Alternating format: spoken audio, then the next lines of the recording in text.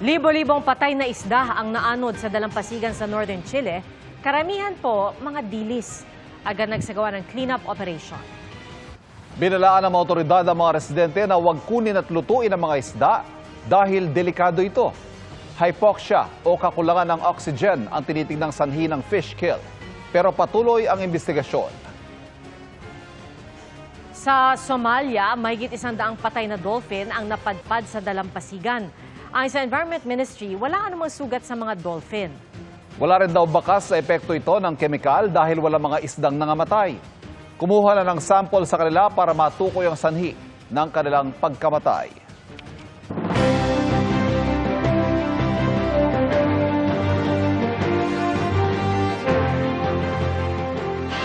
Sa pagdaraos ng mock elections ngayong araw, pumunta ang COMELEC sa Jolo Sulu para obserbahan ang kahandaan ng probinsya. Ang ilang lumahok sa mock election nanibago raw sa bagong proseso. At yan ang tinutukan ni JP Soriano. Mula Villamor Air Base, bumiyahe ang mga opisyal ng Commission on Elections kasama ang PPCRV, AFP at PNP papuntang Jolo Sulu, isa sa 16 na lugar na pinagdausan ng mock elections ngayong araw. Ayon kay COMELEC Chairman George Garcia, nais niyang makita ang kahandaan ng probinsya sa eleksyon at maipakita na sa pangkalahatan, mas mapayapa na ang Sulu kumpara noong mga nakaraang eleksyon. Alas 7 ng umaga inumpisahan ang mock election sa isang public school sa Jolo. Ang taga-Jolo na si Murada, pagpili ng mga kandidato sa kanyang balota, lumapit sa isang guro na tumatayo bilang electoral board. Itinuro ng electoral board kay Murada kung saan ipapasok sa automated counting machine o ACM ang kanyang balota. Tumagal ng 14 na segundo ang pag-check ng makina, tulad ng kung ang balotang ipinasok ni Murada ay para talaga sa nasabing presinto, pati na ang iba't ibang security markings ng balota. Kasunod niyan, nagprint ng resibo ang ACM. Ipinakita sa botante ang resibo at ang image copy ng balota sa screen ng ACM para ma-double check kung pareho ang resulta. Sa kabuuan, wala pang 1 minuto natapos ang pagboto ni Murada. Basta alam mo yung bubutuhin mo.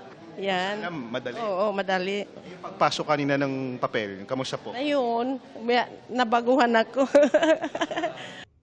Ilang bayan sa Sulu ang kabilang sa mga lugar na nasa ilalim ng yellow at orange areas of concern ng COMELEC. Kabilang sa mga nagmasid sa mock election si Attorney Vids Farjuli, ang election supervisor ng Sulu na noong 1 buwan ay nakaligtas sa ambush sa Zamboanga City kung saan nasawi ang kanyang kapatid. Ang Sulu naman, always peaceful naman kami pagdating sa election. Meron lang sa ngayon, meron lang kaming mga tinitingnan 3 munisipyo, at least 4 to 3 municipalities na may naglalaban-laban. Pero itong mga ito, under control pa rin namin. Sa nagdaang eleksyon, naging problema ang pagpalya ng mga PCOS machine na nagpahaba sa pila at nagpatagal sa proseso ng botohan. Kaya tinanong namin ang ilang guro na nagsilbing Board of Election Inspectors sa mga nakaraang eleksyon na PCOS pa ang gamit. Mas gusto ba nila ang mga kasalukuyang ACM? Mas gusto namin po ito. It is because it facilitate more when we try to compare this to the previous one. It na effortless ba? Parang ganun. Mas maganda yung ito kasi madali lang siya. Matapos ang mock election, sabi ni COMELEC Chairman Garcia, mabilis na naitransmit ang mga boto mula sa mga presinto.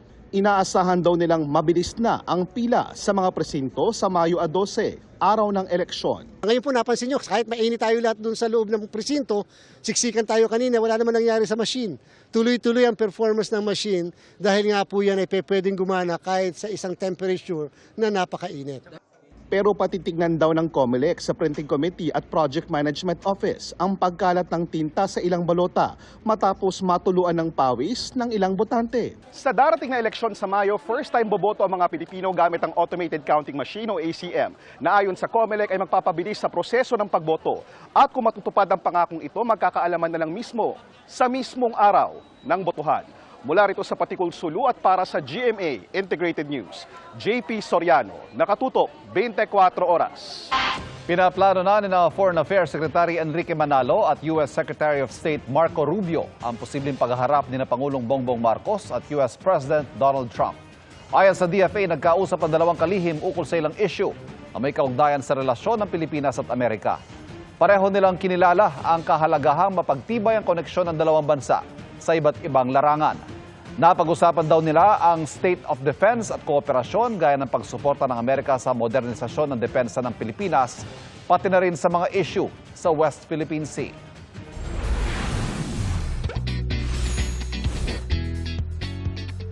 Malaing kantadyang tanawin ang hatid ng isang bundok sa Ifugao.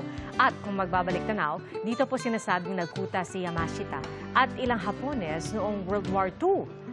Akitin po natin yan. Kasama si Marizo Mali. Wanna go hiking?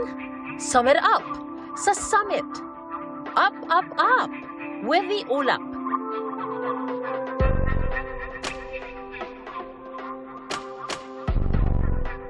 See that sea of clouds? Yan din ang nakita at naramdaman ng mountaineer na si Lester Jimeno. Sa Mount Napulawan, sa Hongduan, Ifugao, tiyak daw na parang nasa langit ka dahil sa mesmerizing na tanawin mula sa pahirapang hiking. Nag-camp kami sa summit. Going up sa summit, it took us around 7 to 8 hours. Pababa, mas mabilis. Umulan ang umakyat ang grupo ni na Lester kaya doble hirap daw sa trail. Pero nakabibighani ang dinaanan nilang mossy forest. Para ka raw nasa mundo ng Encantadia. I was amazed actually because yung mossy forest ng Napulawan, it's very enchanting. Maganda yung mossy forest niya.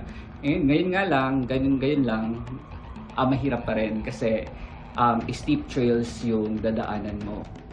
Balot din ang kasaysayan ng kakahuyan nito.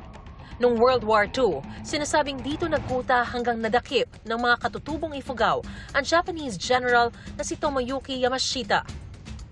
Dahil maituturing na major hike ang Mount Napulawan, hindi raw ito para sa mga beginners. Dagdag pa ang banta ng linta o limatic at ang nakakangatog na lamig pagdating sa tuktok. Pero tiyak na mapapawi sa sinag ng araw na masisilayan sa bukang liwayway.